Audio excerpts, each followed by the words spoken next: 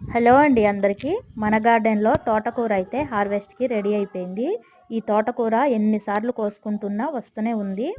వేర్లుతో తీసేసినా సరే బాగానే ఉంటుంది. అలాగే వేర్లు వదిలేసి మనము ఇలా పైన వరకే కట్ చేసుకున్నా సరే కాడలు అయితే చాలా లేతగా ఉంటున్నాయండి. మళ్ళీ వారం 10 రోజులు తిరిగేసరికి మళ్ళీ కొత్త చిగుర్లు అనేవి అందులో నుంచే వస్తూ ఉంటాయి.